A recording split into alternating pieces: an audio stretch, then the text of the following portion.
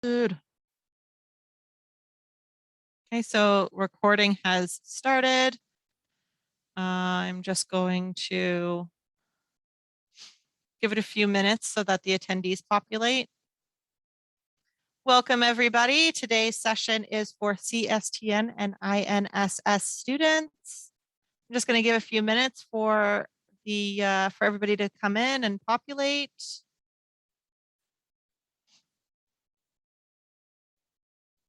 I'm on campus, so I've got my handy mask. Still seeing a few people coming into the room here. We'll get started in a moment. So this session is being recorded and you'll have access to the recording within 24 hours. Okay, I think that's pretty much everybody in now for now. So welcome everybody. My name is Erin Chafe. I'm with the Georgian College Alumni Association. Thank you so much for joining us this afternoon for a networking panel with CSTN and INSS industry. I'm on campus, so I'm wearing my nice handy mask here. We'll get started shortly. So I'm going to start today's session, how we start every session with your Alumni Association with the Georgian College Land Acknowledgement. So Georgian College acknowledges that all campuses are situated on the traditional land of the Anishinaabe people. The Anishinaabe include the Odawa, Ojibwe, and Potawatomi nations, collectively known as the Three Fires Confederacy. Georgian College is dedicated to honoring Indigenous history and culture and committed to moving forward in the spirit of reconciliation and respect with all First Nations, Métis, and Inuit people. Thank you so much. I'm going to turn it over to Bryan, our panelist for today. We'll let him introduce himself. And then Olena has the questions for your co-op. So Absolutely. Bryan, welcome. Perfect. Yeah, thanks for having me. I'm Bryan Fox. I graduated from the computer programmer program at Georgian back in 2019. During my tenure with Georgian, I was lucky enough to start working with Deloitte in the cybersecurity field. And as of today, I work as a solution engineer for a company called PDFtron in the documents integration space. Happy to be with you guys. Thank you so much, Bryan. Sorry, I'm just going to pop in. So for today's session, if you have any questions, so the session today will be recorded.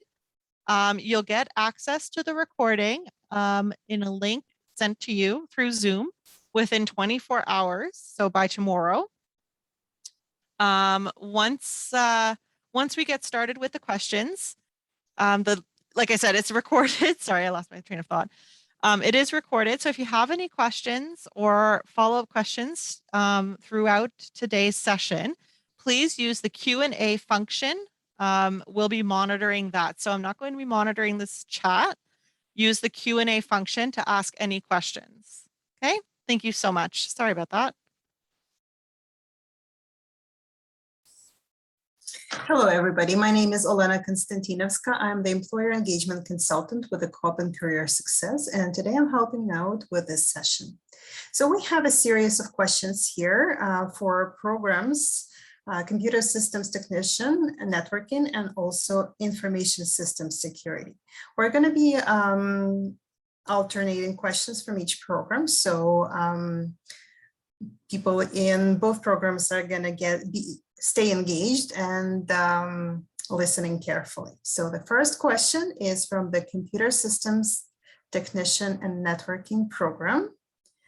So Bryan, if you could tell us, what is the best approach to analyze and resolve typical IT problems? Okay, perfect. Yeah, so one thing I'll preface with a lot of this is you need to really think about the size of the company you're working with, because the scope is going to really detail, is there a lot of process? Is it a smaller area where maybe multiple users wear multiple hats in the organization? Is your IT person also your security professional and your programmer, or do we have like a lot of different departments? With that said, when you deal with like a typical IT problem, you want to first look at the context and the scope of the problem and go, who is it affecting and what is it affecting? Is it mission critical systems? Are we looking at a service perhaps that doesn't get used too often and can be put on the back burner? And also even the time of day when the problem occurs can have like a really big impact on how you're going to approach that problem. What you're likely going to find in the industry when you get in there is, especially in the frontline roles, is a ton of ticket flow, and you might not have the bandwidth to address each one of these IT problems one at a time, or even in the same day. So being able to kind of look at each problem that comes in and not just drop what you're doing and address it is going to be key.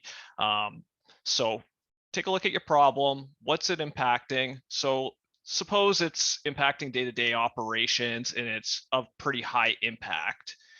You don't want to just go and pull the plug on the system and start rebooting or rebuilding applications on the fly, especially if they're production. So things that you should look for in your organization, hopefully they're there, is some type of internal change management program. Hopefully there's some documentation on the core systems that you're working with. Have there been scheduled changes, maybe over the last few weeks on the system you're talking about? Any changes to the actual process or the users who incorporate that? And take all these points and then also talk to some of the users. You can get a lot of valuable information hopping on a quick Skype call, probably in the remote world right now, with the users that are being impacted, and get those details. Sometimes they might seem trivial, but there's a lot of little nuggets of truth you can often pick out there from just taking a few minutes. I think a lot of times I see, especially junior IT staff, hop onto a problem and it's the mentality to go straight into fix mode. So taking a step back, pull the information that you have, what's it affecting, get your log data, because that's usually what you're going to do by gut instinct. You're going to pull the logs for the system, and definitely there's going to be value in there, but typically logs and any type of software inputs, you need the context of the business to be put with that to add any meaning and color, and quite often most scenarios. So that's probably a high level. In terms of diagnostic tools, that's really going to depend on the scope of the problem. If they're networking problems, you're going to obviously rely on your networking toolkit, and depending on what's being licensed by your company. Smaller companies, I tend to see, will use a lot more kind of free tools that are available, where your bigger corporations, they're going to be really tight on what's being licensed. You might be confined to a smaller set, but probably for very good reason though. Thank you, Bryan. So now we're going to go into the question for INSS. Describe the current industry standard best practices. Right. I think this one is in reference to the vulnerabilities, exploits, and kind of protecting your mission critical assets. And I'm going to sound like a bit of a broken record. Once again, going to come down to the scale of your business. So here's some things that you really want to consider. What is your deployment strategy when you're making changes to your infrastructure? And what do you do to ensure minimal downtime? So suppose you're incorporating a new module or a new piece of code or a new SaaS offering that you purchased for your company. How does that make it into production for your users? Does that go through any type of testing? Does it go through any kind of Q&A process with like a subset of users? And that's one aspect to this. The other aspect is having someone on your team, or maybe that's going to be you, that's staying up to date on the current vulnerabilities that are impacting systems. For instance, if you're running on a ton of Windows servers on 2012 Windows Server, you definitely want to be up to date on the feed for any exploits that are coming down. And if you have the scale, there's even tools such as like Qualys, which do vulnerability scanning on your infrastructure, because you can manually check things when it's, a half a dozen machines. But if you get up to, say, 10,000 servers that you need to look for vulnerabilities, and maybe they're different, you're probably going to need to scale up your approach. But it's best case to always be ahead of that, always be staying up to date. Some corporations will be large enough to actually have a security team that's typically working in conjunction with the IT team to keep patching on target and happening all the way. You never want to fall behind too many security patches, especially on core systems, because if you're ever in a jam and you need to upgrade and you have to go several versions at one time, you just can't predict how these systems are going to be impacted.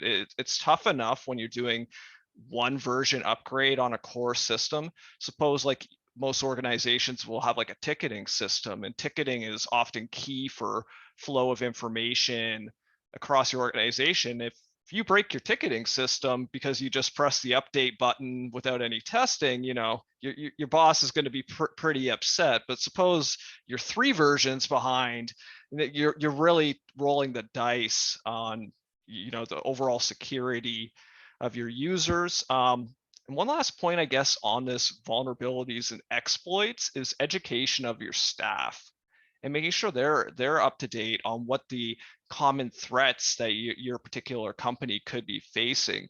Maybe being hit with lots of spam and phishing requests through your inbox is something most companies face. That's one to always educate your users on.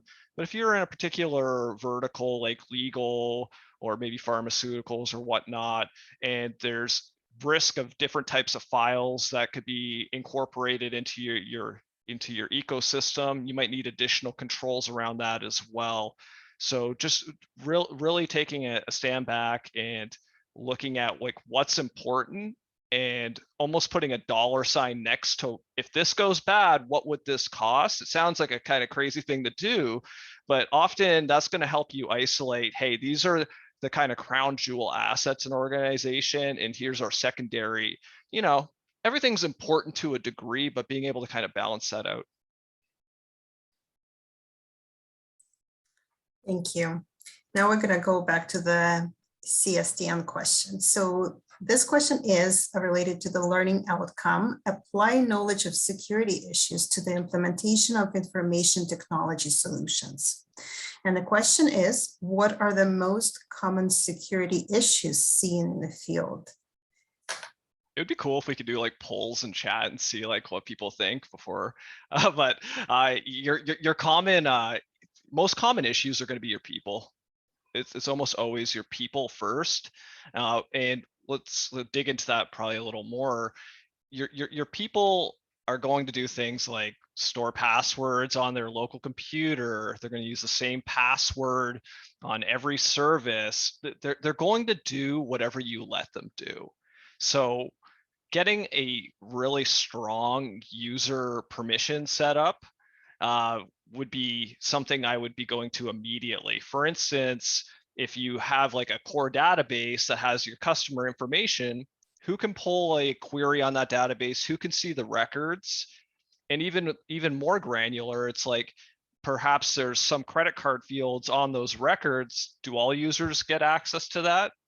Or another classic example, which is related to users, is things like API keys that are often used for these cloud services. Often you ask somebody, hey, I need an API key to do this particular action, and somebody doesn't want to go through the effort to kind of refine the access to give you an API key that does everything.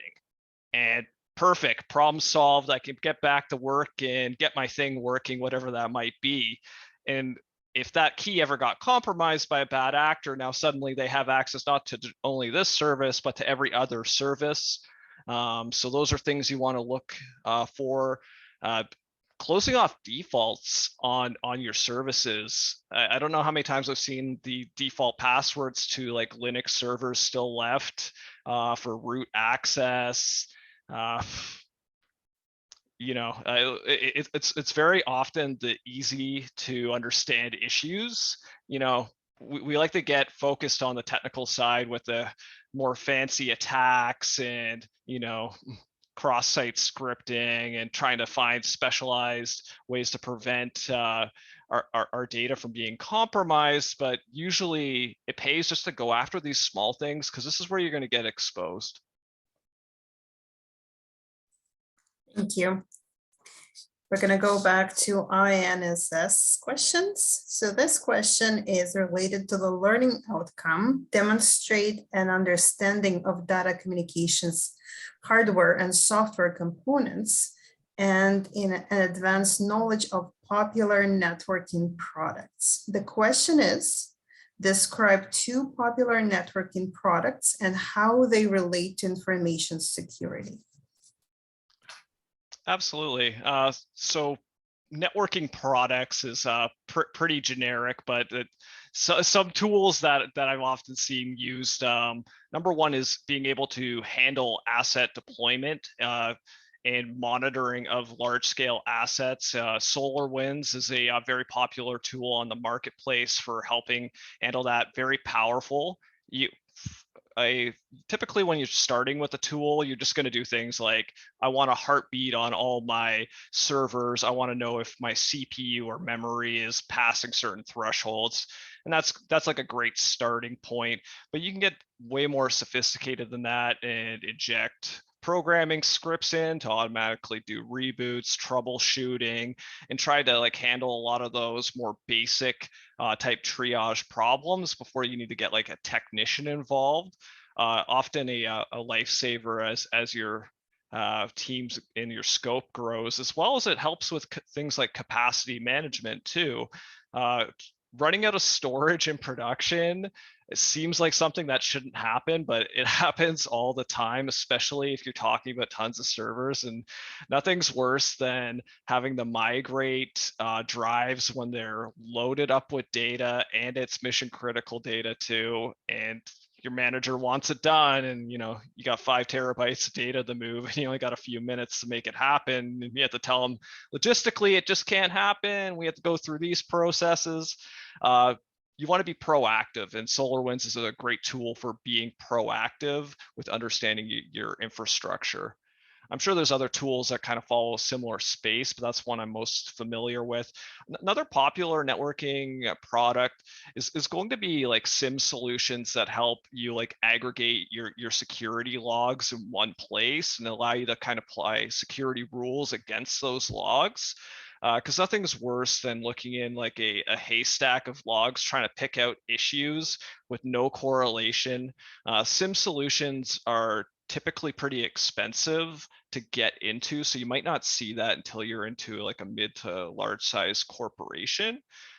There are some more cost-effective ones coming from the cloud providers, though, like specifically on the Microsoft Azure side.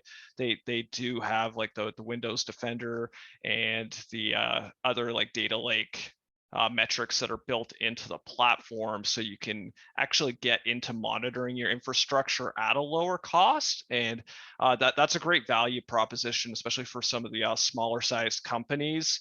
Because when you start to deal with this type of thing and you see the price tag attached, it can definitely be in the 6 figures and up very quickly.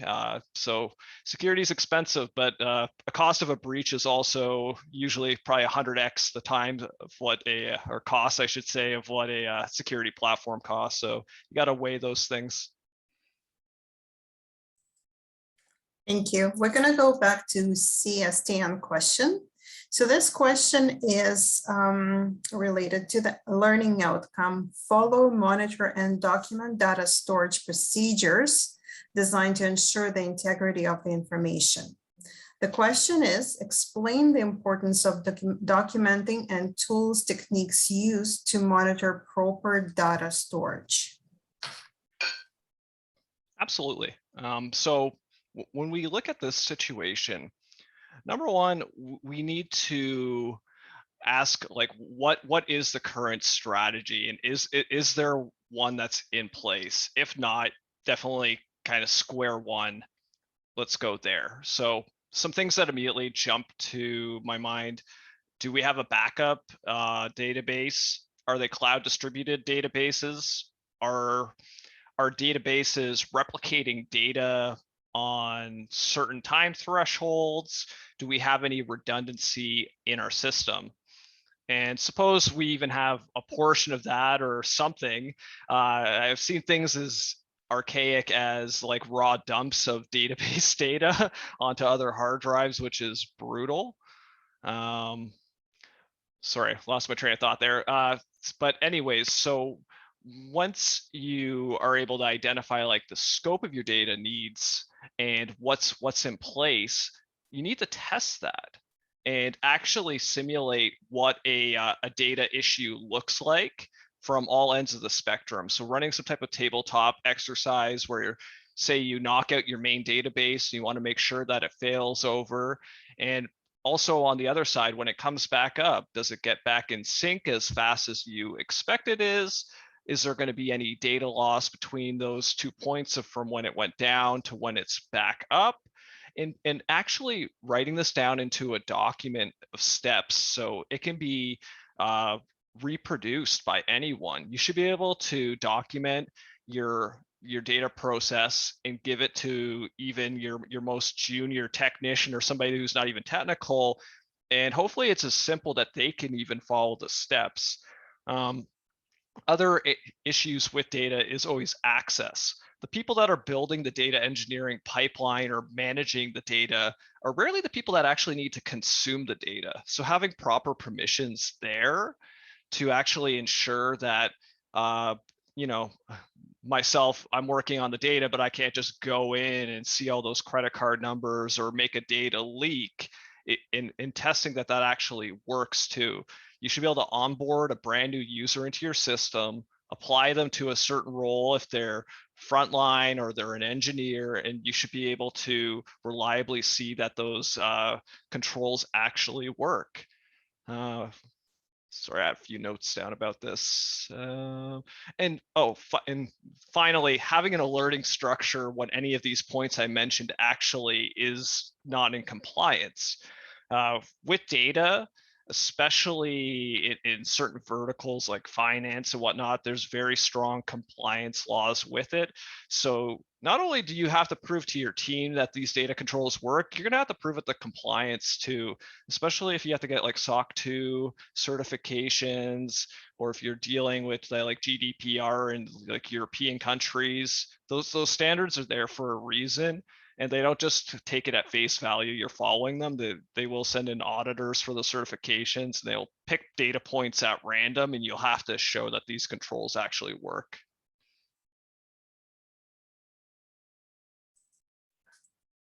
Thank you. So now INSS question. So this question is related to the learning outcome: deploy and manage desktop and server operating systems and optimize system settings in order to harden information system. The question is, provide one real world example of how system settings would be optimized in a workplace in order to harden information systems. Oh, for sure. So right away, you need to turn off any like low level controls that are going to allow your users to jump into other systems like SSH access, or if you're on like a Windows, you need to close any of those kind of ports. Your users should not have admin privileges at all. Those are like immediate ones. There should never be any additional software on the machines besides what is essential for the day-to-day usage. This should actually even be controlled by some type of like onboarding script. So when the user gets their brand new machine or the brand new device, it runs through a procedure that already handles this installation of any of those core programs and removal and full lockdown of the system. Those are some very kind of quick and dirty ways to harden the system. Also, you could run things more on like the firewall side and on the networking infrastructure side to also, remove certain websites and certain domains you do not want your users to go to, and just have like a very layered approach. But starting on the machine, it's really just about eliminating access as much as you can for what makes sense. All too often, companies are just giving the users the computers with like a Word file with 10 pages of how to set up and install their tools, and install like an antivirus product, and away you go. Not the best scalable approach. Thank you. Okay, going back to Cstn question. So this one is related to the learning outcome: install, configure, troubleshoot, maintain, and upgrade components of computer systems and networks. Question is, what steps do you need to take in the workplace to maintain, order out-of-date equipment and software? Oh yeah, this one's always fun, especially in your larger corporations. You're going to find, just due to the cost of these corporate licenses for software, that they're going to be running sometimes on some legacy stuff, even from the early 2000s and 90s, still on their system.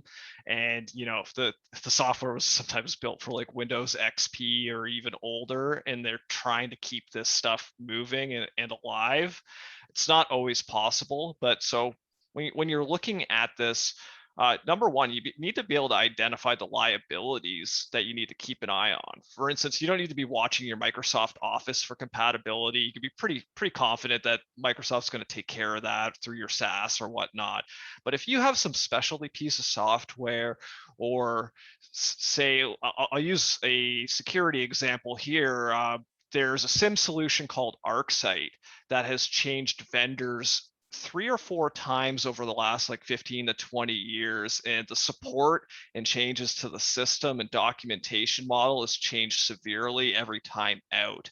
A lot of clients are still running on this type of system, and every time you do an upgrade on it, it is a nightmare. So getting ahead of that and really staying up to date with your vendors. If you have a relationship with them, great. If they're willing to even talk to you about what their roadmap and what their version release schedule looks like, it's always good to have those notes ahead of time. And sometimes they'll even be willing to release earlier builds for you to test before they're even fully released, if you've had a long enough partnership. And what you want to do with that is get these into test environments and start running them through your common use cases that you're dealing with in your day-to-day. And that should just be your minimal effort that you're going to do there. Once it becomes closer and closer to the cutoff time, you need to work with your management team, your tech leads, and go, does this have to be upgraded? A lot of times, especially on older legacy, you might want to avoid it if possible, especially if it's going to amount in a whole bunch of unknowns. Unknowns in tech are always a scary proposition, because you don't know what that is going to expose and what other kind of other systems could be also impacted when you're going to push a security update or a software update through. So I guess I had a few bullet points here. So yeah, reference back, documentation, change logs with the system that we're talking about upgrading. Keep in mind any legacy issues that you have dealt with over the years. What did you do to get over them? Or were there any learnings that you were able to pull out from those past upgrades? You might not have done the upgrade. It might have been a few years before you got there, but you should always look to see if there's a knowledge base. And just really try to get ahead of what the timing of an upgrade could look like. So if you think an upgrade might take 90 days of engineering effort to get there, you don't want to leave yourself with 2 weeks to make that happen, because mistakes happen typically under a lot of pressure. Thank you. So we're going to INSS question. And this one is related to the learning outcome: develop security strategies for the deployment of network security procedures and network security devices. The question is, choose 2 possible network security devices or services and compare and contrast to show pros and cons of each. Recommend one you believe is the most effective for a business organization of your choice and why. I think a common one that you'll actually run into in this type of situation is going to be the question between a like physical piece of hardware. For instance, say let's go with like a firewall or like a networking switch, and a cloud variation on the same technology, and looking at the like the cost benefit analysis and the effort to kind of keep that piece of hardware running. So often cost is going to be a key driver, but costs can be multifaceted. There's the upfront ticket cost for the piece of hardware. There's also what is the maintenance, what is the overhead for technical users to keep it running year over year. Typically, these type of questions come in, as well as what is the quality of the solution? Is there any gaps in the feature list on this particular like firewall? And if it's like a hardware firewall versus a cloud firewall, you might find that the cloud one might have more features or auto scaling. So you need to also take those into account. It's important though to not get caught looking at features that actually aren't relevant to the business cases you're trying to solve. It's very fun to look at all the bells and whistles on a lot of these solutions, but risk is often a big topic when you're dealing with those key stakeholders. And as much as they love your enthusiasm and drive to kind of push all these brand new features, they're always worried about what the risks to business, data, user experience, all these questions. And if you can come to the table already with some of those questions answered, that's going to make that conversation a lot more beneficial. Does that kind of hit on the question there? That one I feel like could go quite a few different ways. Thank you. We have one last formal question, and this one is for Cstn program, and then we're going to switch over to Q&As. So this last question is connected to the learning outcome, support the implementation and administration of computer systems. The question is, from start to finish, what are the important considerations when implementing a new computer system? Who are the key stakeholders that need to be involved within an organization? Okay, perfect. Yeah, so once again, scale your organization is going to depend on like what people even exist and if the roles exist within your team. If we look at it, say from like a corporate lens, like a short list would be number one, the team that's using the tool, whoever their lead is, you're going to want to have them involved. The team supporting the tool needs to be involved. The teams implementing the tool should also be at the table, as well as any type of CTO or head of security too. I should underscore, it's very important that the team implementing the tool and the team that's going to be supporting the tool are very closely knitted when there's the changeover of responsibilities. And if you're supporting it, you shouldn't let this go into production unless there's some documentation being handed over, verification of what the testing and all the core features, because often you're going to have a checklist of requirements that was put together well before the actual development and push of a new tool into the ecosystem. You want to check your bases there and not be afraid to put your hand up and go, yeah, I know we need this to launch on Monday, but these areas are still question marks, and you want to push that risk up to the stakeholders that are going to kind of control that yes or no, and let them kind of carry the burden. Because if there's a certain factor that wasn't checked, I know the pressure is always there to say yes, yes, yes, we'll get it done, because nothing looks better than having that shiny new piece of software or tool incorporated. But you need to do that due diligence and make sure that appropriate testing, documentation, even things like user guides for the front end users are accessible and they know where they are. Because you'd be surprised at how many times like hey, we did a change to the way the ticketing module works, and it's got these brand new menus, but the users actually don't know how to use them properly. And it turns out it's going to be a user issue in theory, but the required training was never delivered. So just being really comprehensive on that. Other things to consider too is, does the system impact other systems? Were those tested? How much of an end-to-end test could have been done? Especially when it involves your critical systems. You're going to see, especially if you're working with companies that are moving into the cloud space, there's a big push on what's called like a microservices architecture. And this is this idea of you have your core services isolated into several different components. Netflix is a great example. They have hundreds of separate microservice components, and you should be able to switch these out without impact, but you still want to be able to test, hey, all the services that rely on this actually are still going to function. And that's all through strong process design and execution. And if you fall back anywhere on any of those kind of points, it's just going to be a painful time for the support technician to kind of keep that running.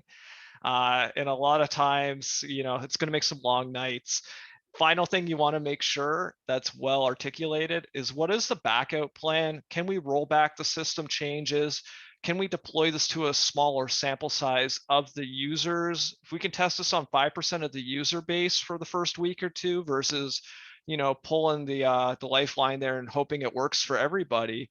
And in the same respect, how long would a rollback take? If it's 20 minutes to do a rollback versus 3 days due to the database issues, having those kind of data points ready to go due to your testing and sharing with your leads is going to be imperative as you try to build out these plans.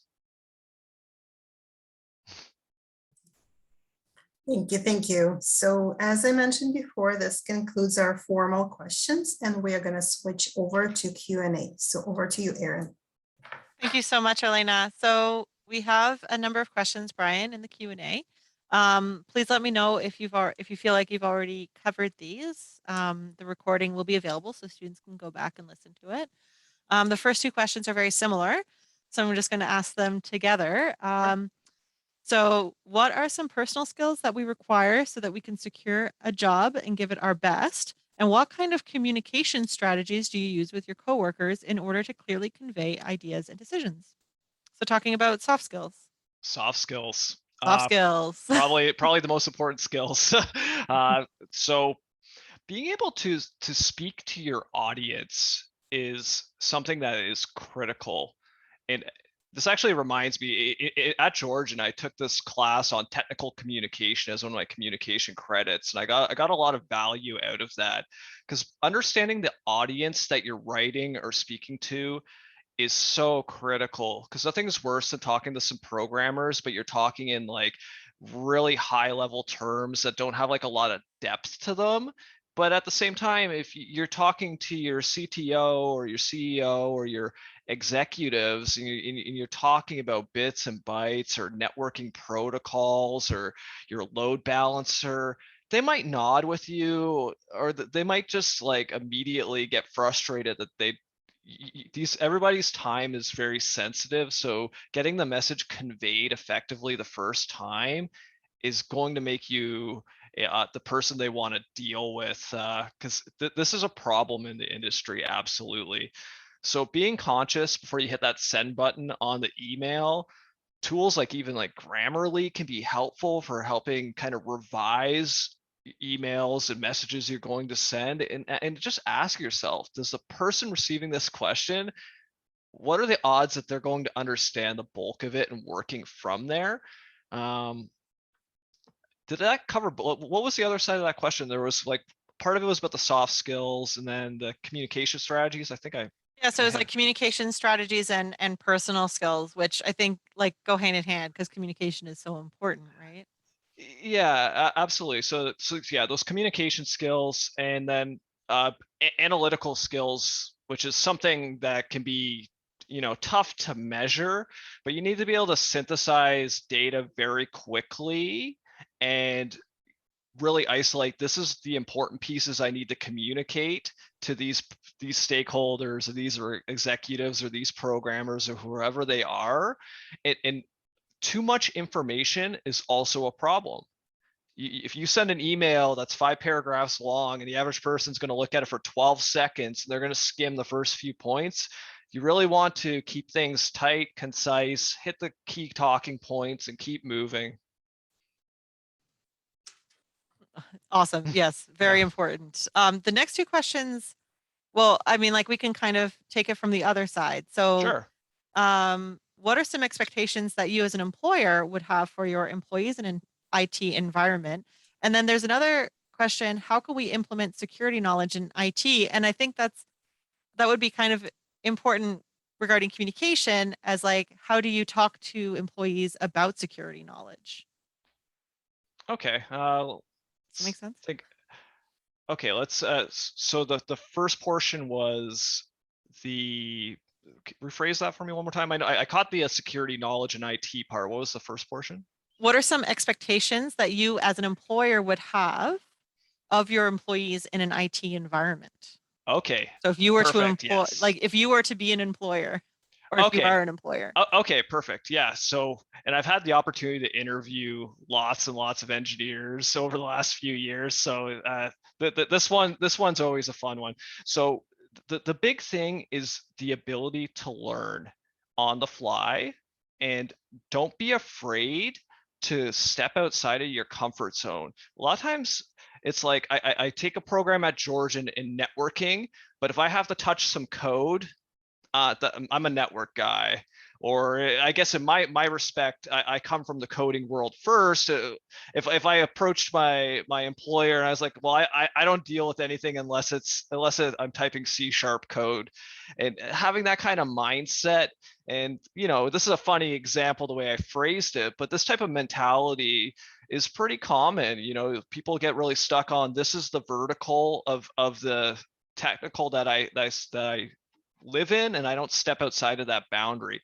So being very open, especially if you're landing that first job, if they give you a technical issue, you should just be happy that they're willing to throw it your way. And if it's outside of your wheelhouse, take that chance to actually learn those skills. You're learning it on their dime too. So that, that's free training, and that's workplace experience on problems that actually need to be solved, versus doing like side projects or trying to reference the school problems. If you have a tangible problem that was in the workplace, it almost helps to even keep like a journal of those or some notes that you can later put into your resume. I helped solve this business problem by doing X process. It resulted in, and you have like a really good action statement.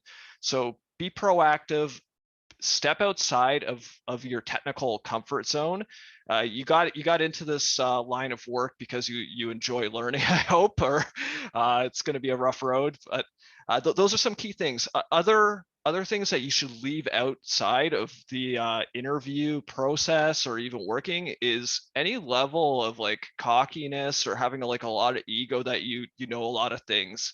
Even if that happens to be true, it's much to your advantage to come in being humble, ready to learn a lot, and being able to take direction and coaching, especially for more senior technicians, because we were all there once where we step in the door and we think we know something, and a lot of times you know one approach, and you really want to fill your toolbox up with as many approaches, as many problem patterns, and start identifying it, because the more variety of problems that you've encountered, the higher likelihood down the road you're going to see a similar issue and be like, okay, I dealt with it by doing these type of solutions in the past. Here are some pros and negatives to that approach. And it just really increases your overall technical IQ when you're working, and it's gonna pay dividends. Absolutely. So important. And what about how can we implement security knowledge in IT? Implement security knowledge in IT. They're so closely linked. Like, you should be trying to do that all the time. So if I was like coming into a company in an IT role and I see gaps within like the first 90 days, 6 months of being there, take advantage of that and start talking to either your leads or whoever is running the security program. Maybe there isn't a security program and you can take the charge and say, hey, I'd love to try to take some extra effort to get like at least some type of program off the ground, or at least some documentation. Start with your user permissions, like I was talking about before, and start trying to lock down your infrastructure. Other things you could do that are like less effort but can have value. Hey boss, are you okay if I get the team together and we're going to run like a meeting with the admin staff or the frontline users about some best practices, and just run like a conversation like we're having right now for 30 minutes, and run that twice a quarter, maybe, or twice a quarter, like twice a year or quarterly. Even in security companies, they run refreshers like this multiple times per year. And that's for people that know this domain well, let alone people that are novices or that don't have a good understanding. So that's an approach. Looking at those mission critical assets like I was talking about before, and really spending some time analyzing, are there any holes, and bringing those up. One thing I will say, when you want to bring up problems or gaps, make sure you're coming with possible solutions. Nothing's worse than a new guy who joined a company for a few months and goes, this is wrong, this is wrong, this is a problem, this is a problem, but they have no solutions or even ideas about how to fix it, versus, you joined the company, I identified this, hey, I did some research, I think we could do these things, what do you think? That's going to be gold for you. Thank you so much. Next, we have a question. What type of documents do you use in your company's operations? And what are the resources from which you get these documents? I think you've talked a little bit about the different resources.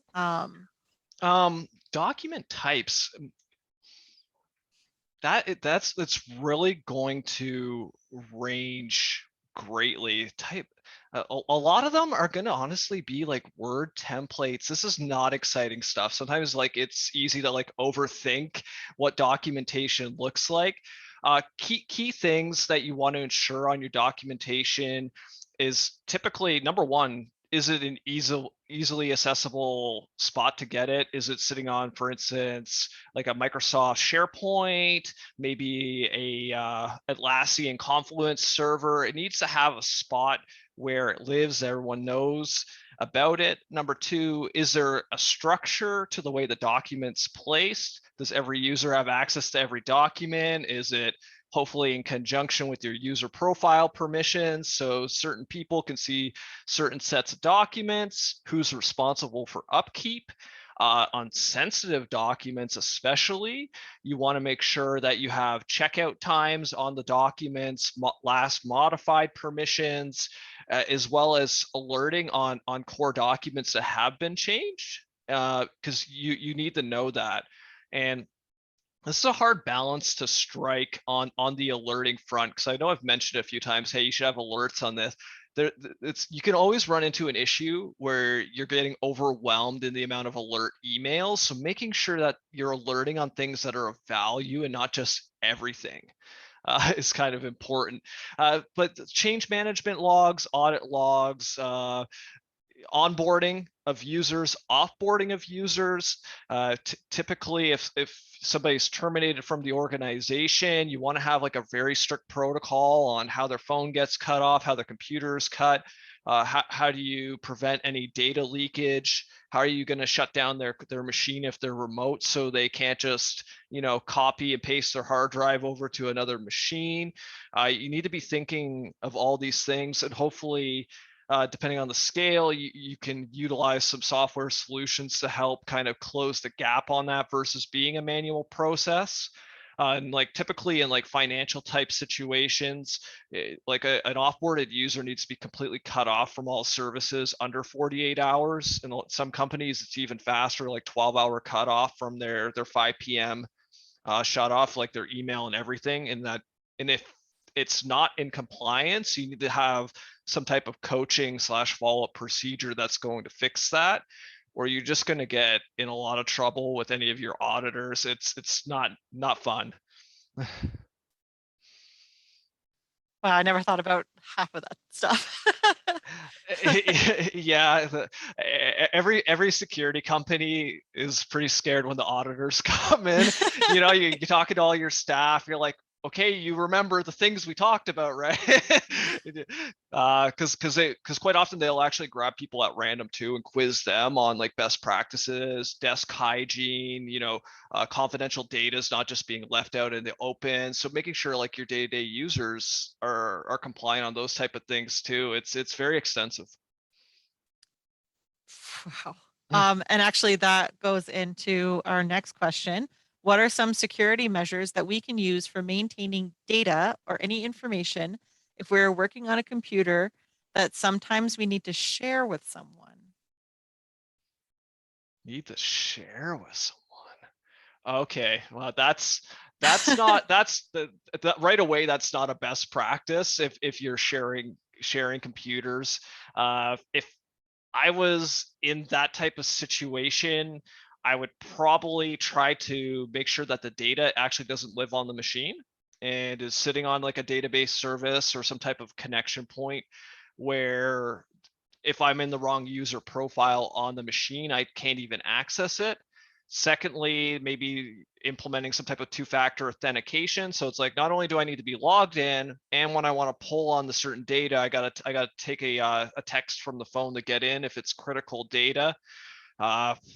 You're really talking about working around it like a non-ideal situation.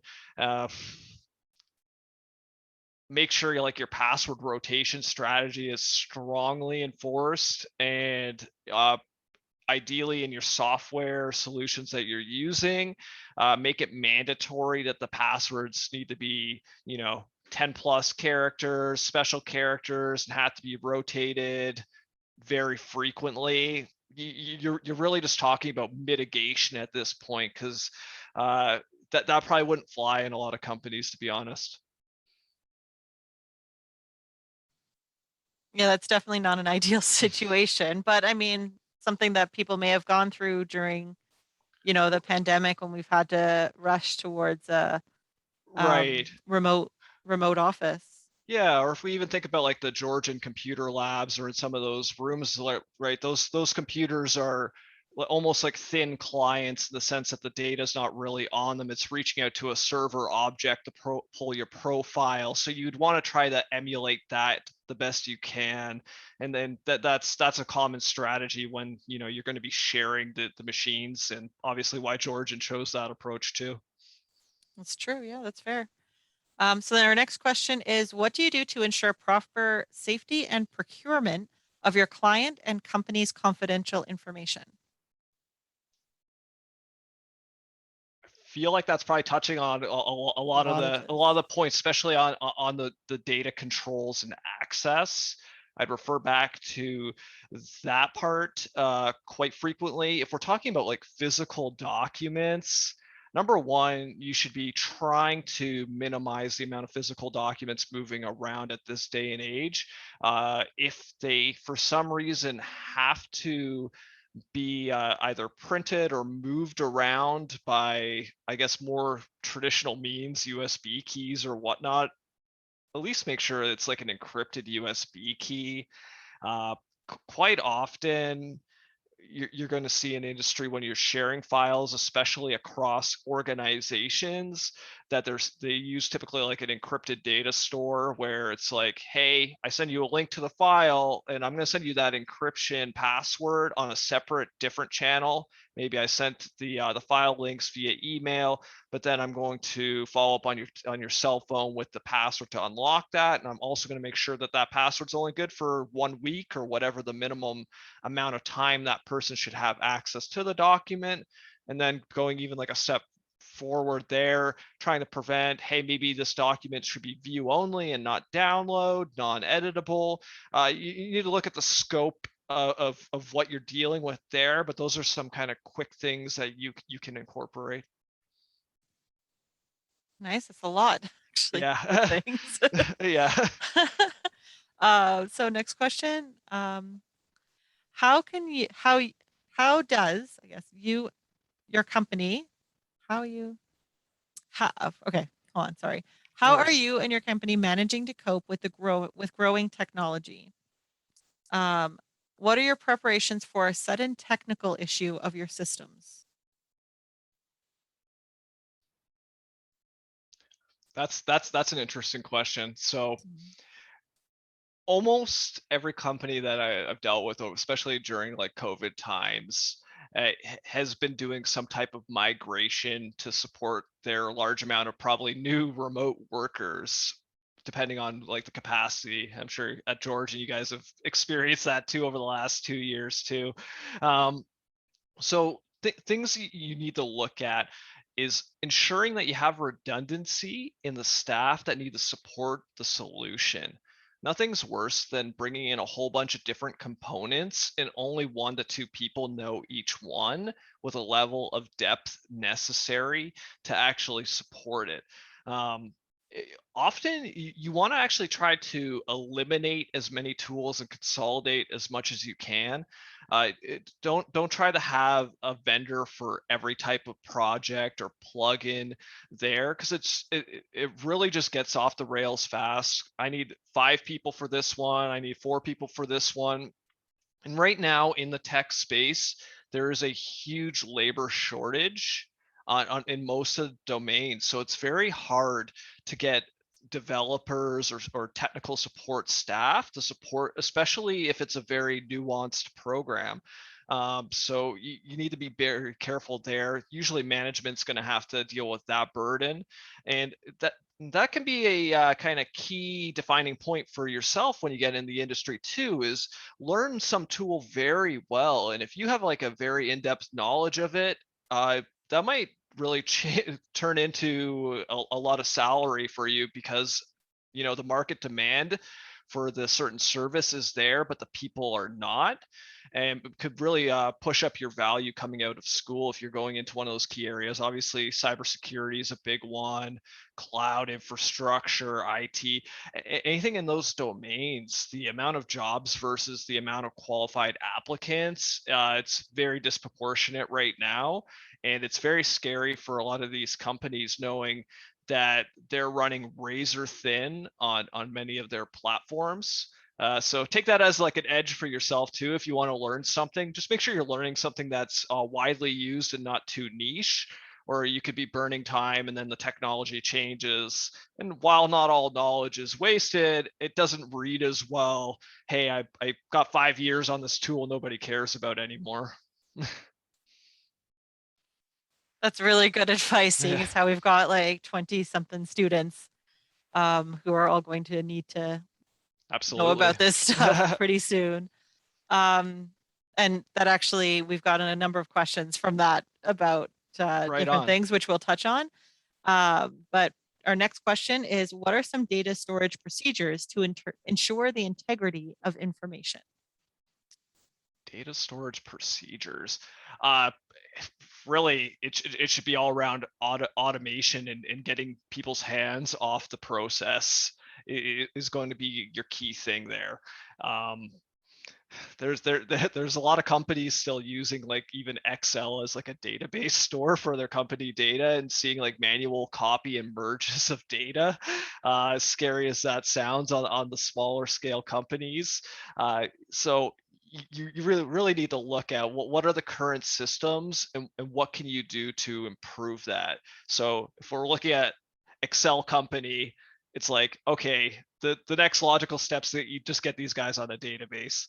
If you already got a company that's maybe running on like a single database or a few cloud buckets or something for the data store, maybe you're going to look more into what kind of redundancy can I get built into the hardware. Maybe I want to write a little Python script or something that's going to do like a local backup on our like on-premises servers. So if our cloud goes down, we still have solutions.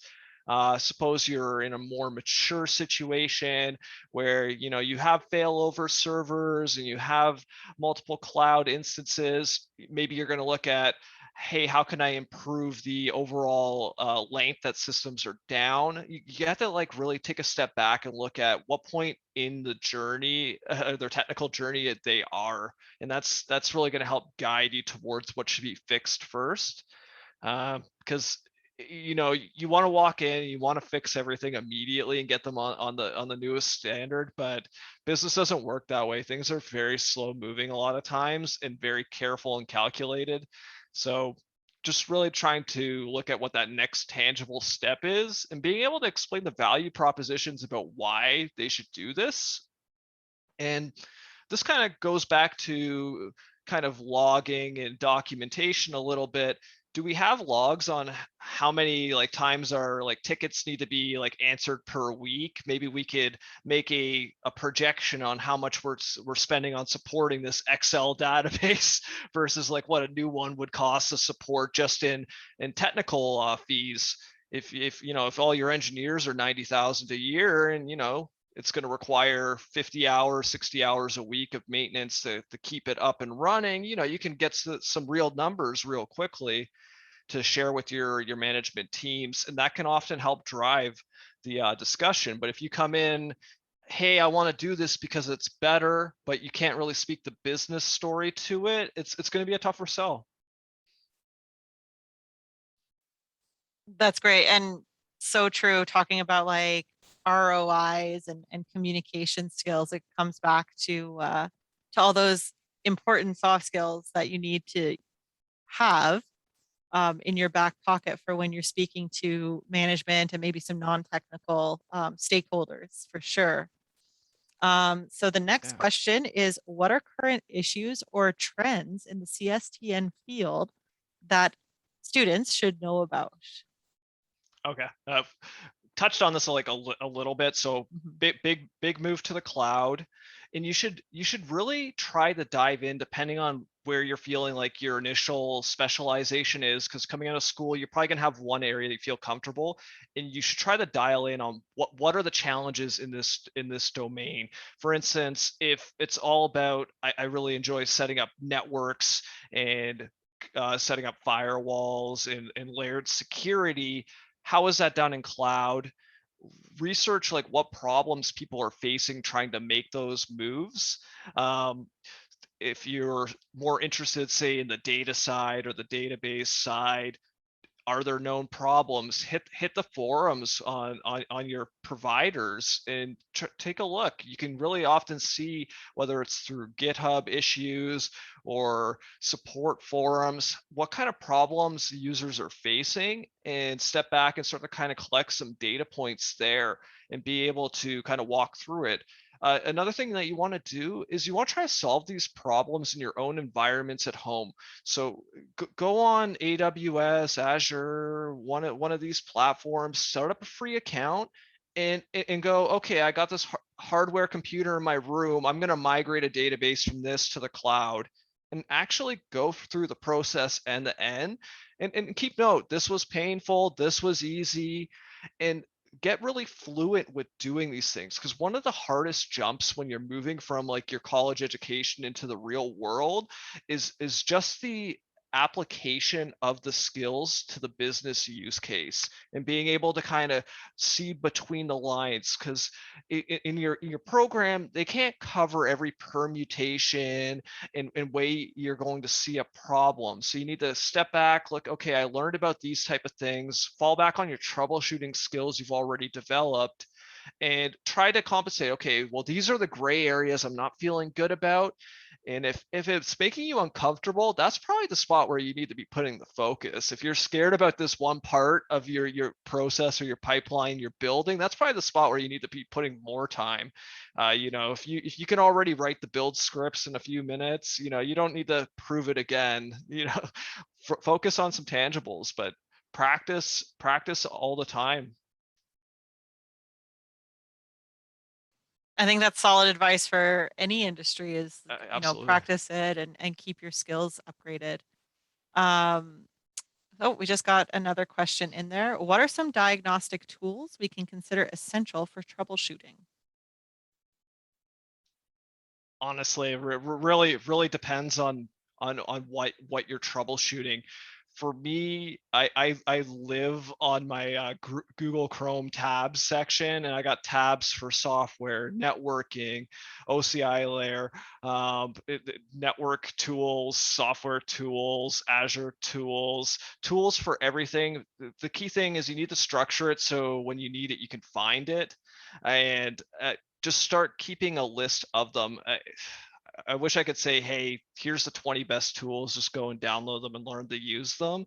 But it's really about you encounter an issue, you find a solution, and you don't let that just kind of fall to the wayside. You capture that if I encounter this type of problem, here's some strategies, and really just having a comprehensive list of the things that you've used, and be open to try a different tool for the same job as you try to go through it, especially if it's something you're testing on your personal time where you don't have time pressures there. It's like, I tried this approach with this software solution, and this, it worked, but maybe it was problematic in some way, or it was slow.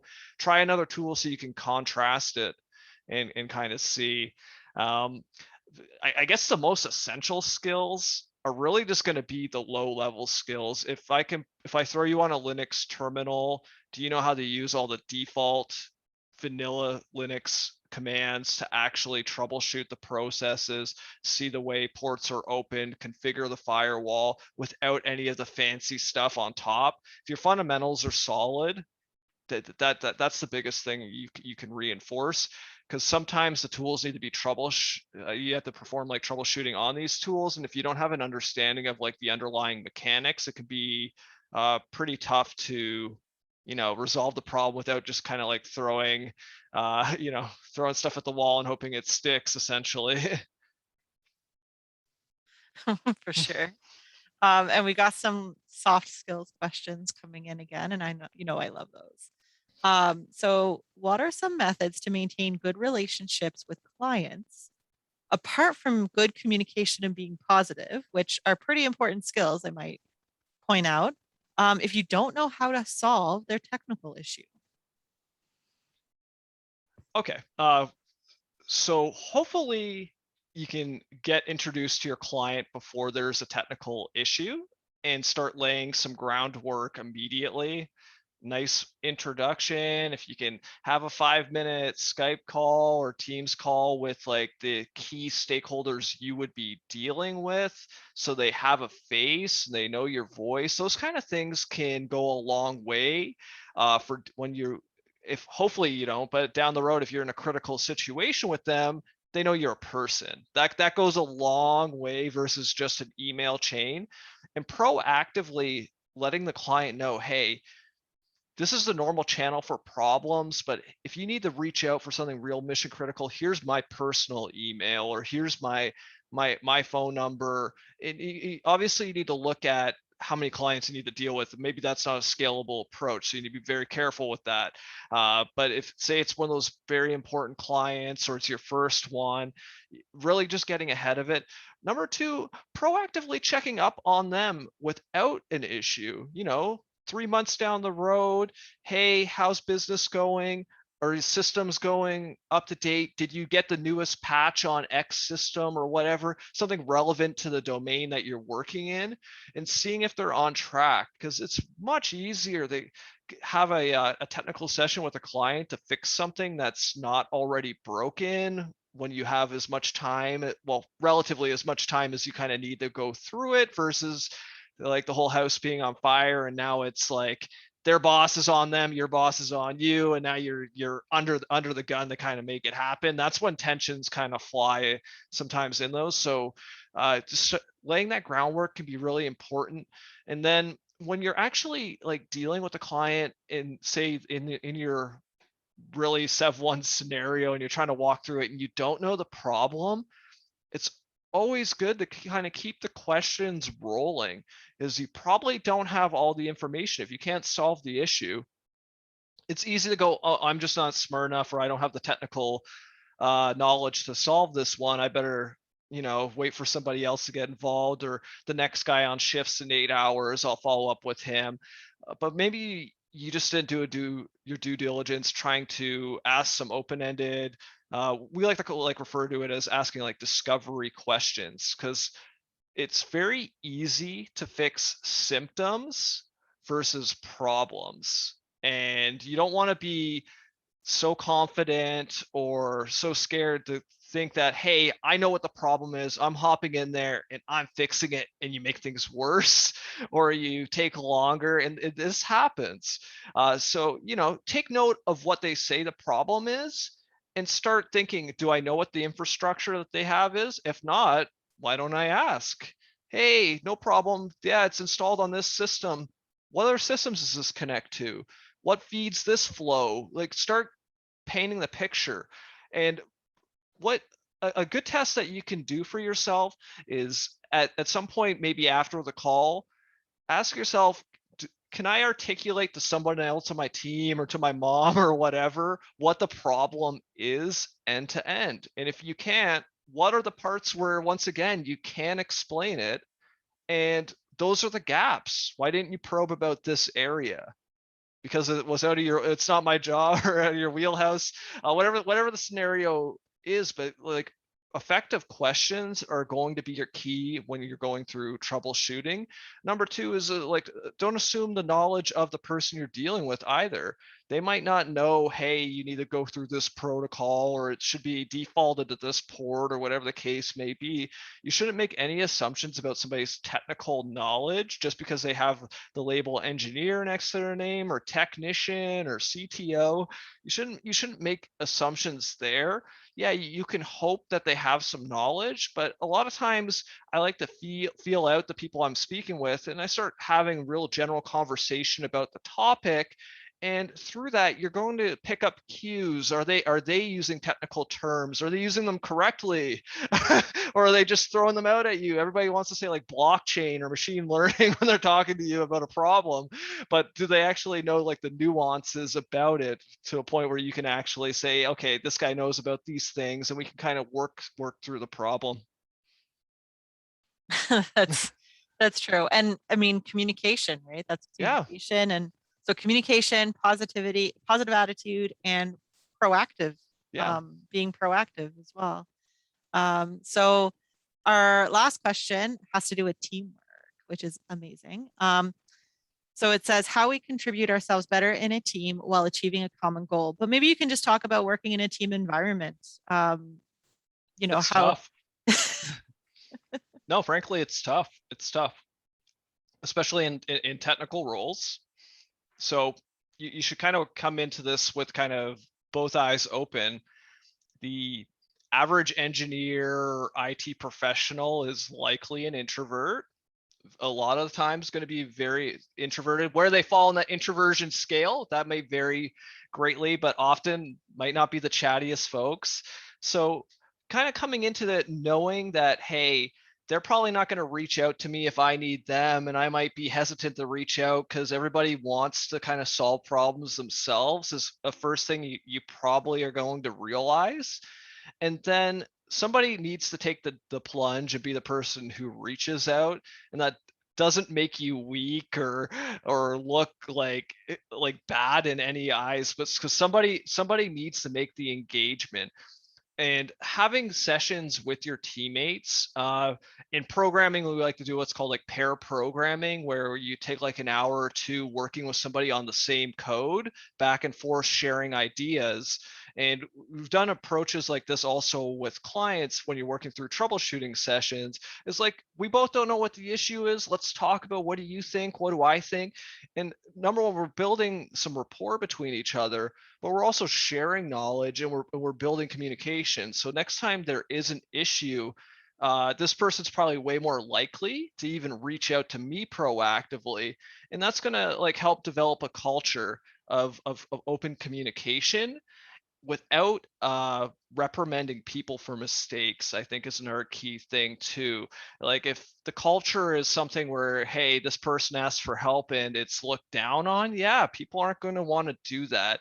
So if somebody actually takes the time out of their day to teach you something, train you on something, walk you through something, be internally grateful to that person, thank them for their time, and return the favor if you ever can down the road to that person, if not to the next person on your team. And if you can do those things and hopefully everybody's on board, that's what makes like a culture of great technicians and engineers. And obviously the alternative is everybody's wants to be a hero, and you're going to have higher turnover, and it can be rough, and some companies do run like that. And the reason there's like a lot of high burnout often is stress related, because you're trying to solve so many technical issues and so many different facets, and relying on your teammates to help fill those gaps is just so critical. Especially in the field, everyone's trying to get in here. You're just not going to know everything, especially to a level that you would probably want to be after 5 to 10 years. So sharing that collective experience across your team, definitely important. I think that's great advice. Like, absolutely. I think in any field, it's always a challenge to work with a new team, but yeah, no, I think you hit the nail on the head. That's all we have for our student questions. Is there anything you want to add, like any gaps of information you think we didn't cover or wasn't asked? I think there was one other point that I wanted to encourage everyone to do, especially because I think everybody's pretty much looking for technical type jobs here, is if you have the bandwidth, get involved with some business classes and at least learn some business fundamentals. You should understand how revenue is working, how cash flow works in your company, how businesses are structured, what's the sales funnel, just at a high level at least, so you understand where you fit in the puzzle. Because ultimately your job is based on value. So if you can't speak the value conversation, that's tough. You can still get a job without doing it, but that can be the difference between being stuck at like the low level job for 5 years versus kind of ascending up the corporate ladder. Because if you're fixing things that are important to the business, and you might not know that if you don't have like a good business acumen, shore that up, whether that's through like LinkedIn Learning, taking some classes at Georgian. I know you guys have a great business program too. Even some introductory ones there go a long way, or even YouTube. Like, do something so you understand at least the basics anatomy of a standard business in today's marketplace. And I think you kind of hit on it too, Aaron, when you were mentioning like what are the challenges that these businesses are facing. If you know the structure and you know the challenges, you're the fix. Hopefully. Hopefully.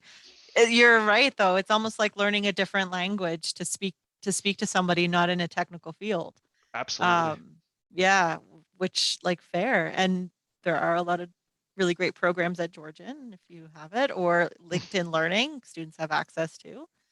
So if there's no other questions, Elena, I'm going to throw it back to you.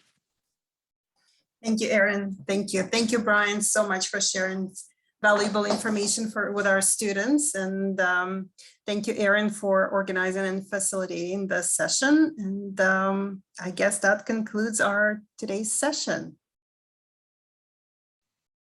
Thank you so much, Elena and Bryan. I really appreciate you guys taking the time, spending the time with us this afternoon. I'm going to end the recording now in a moment. So just for student knowledge, you'll receive an email from Zoom if you're an attendee today with a YouTube link for the recording of this session. Thank you all so much, and enjoy the rest of your evening. Thank you. It was a pleasure, guys. Take care.